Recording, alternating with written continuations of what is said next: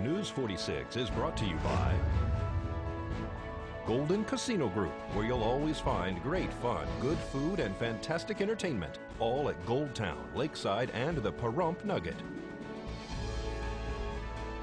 News is also brought to you by J.K. Nelson Law. Call 727-9900 today for your free consultation. If you need a lawyer, you need Nelson.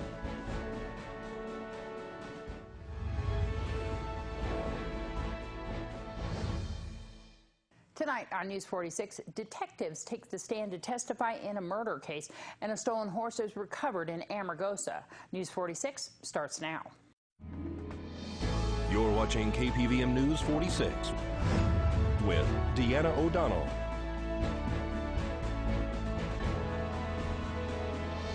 News 46, local coverage you can count on.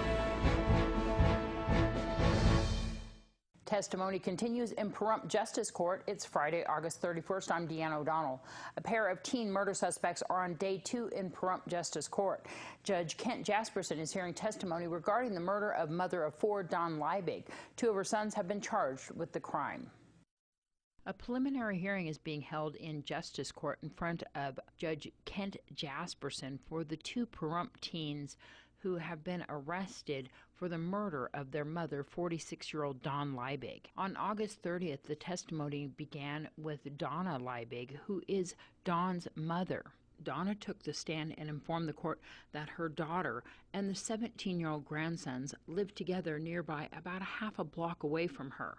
Nye County Sheriff's Office Detective Logan Gibbs also took the stand on Thursday to discuss how he became more suspicious after other officers initially went to Dawn Liebig's house on Wedgwood for a welfare check after she allegedly went missing. Gibbs testified that the suspect said that their mother was either at a friend's house in Las Vegas or she might have gone out into the desert because she was suicidal at the time that they made contact with them. However, the victim's mother, Donna, said that Dawn had a brain tumor at one time and cancer, and she was not suicidal.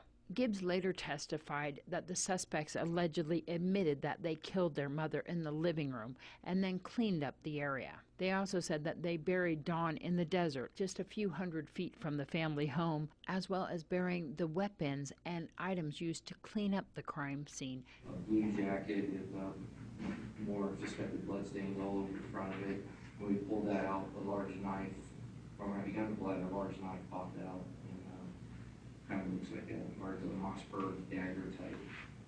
And then we kept on going, and we got chunks of hair, household debris, chicken bags. Friday's hearing started with Detective Logan Gibbs on the stand, with the continued discussion from Thursday regarding body cam footage being submitted as evidence.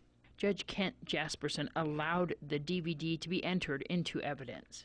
Attorneys continued the arguments about the juveniles answering detectives' questions without adults, in which the judge, who has a law enforcement background, agreed is allowed. What did Michael Wilson tell you about how he killed her? He admitted to stabbing her. Did Michael Wilson tell you at that point why he had stabbed Dawn? It was a rendition of assisted suicide. Basically, he stated that if he didn't do it, she would have did it herself. One of the biggest contentions between the attorneys was the question of when the Miranda rights were read to the 2 suspects during the investigation. During some of the details with Detective Alex Cox, Michael Liebig allegedly admitted to police that he attacked his mother first because Dakota was too scared. They said that they went into the living room and started by stabbing her in the neck. She went to the ground and a struggle ensued. The female was allegedly hit 20+ times with a hammer and also stabbed several times, including in the back of the neck.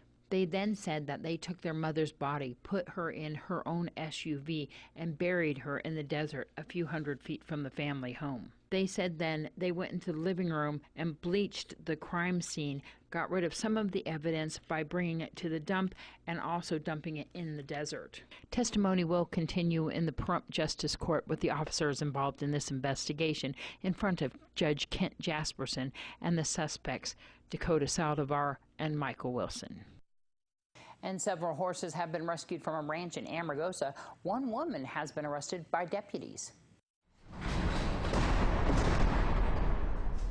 38-year-old Jessica Edwards has been arrested by Nye County Sheriff's deputies. The case began in fall of 2014, according to deputies, when a horse named Just Enough Really was stolen out of Arizona. The Mojave County Sheriff's Office received information that Jessica Edwards may be in possession of that animal. Nye County Sheriff's deputies and animal control approached Jessica Edwards in Amargosa at the Longstreet Casino. They say that they found Edwards in possession of 5 animals. According to police, the animals on the property were living in deplorable living conditions. Animal control reports that the horses in her possession had skin infections and were malnourished.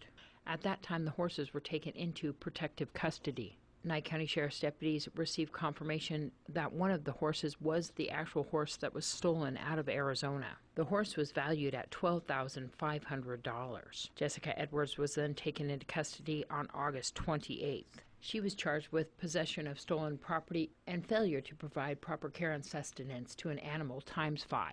This is Deanna O'Donnell for News 46. And a Tonopah man is taken into custody for possession of a stolen vehicle.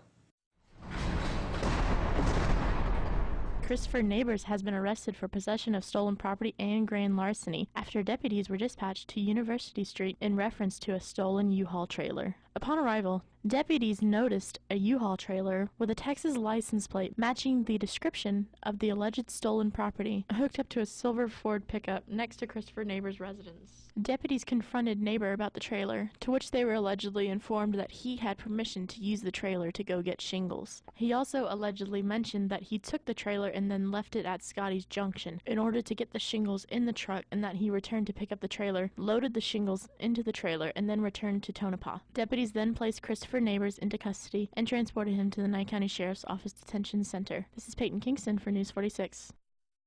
More local news right after this break.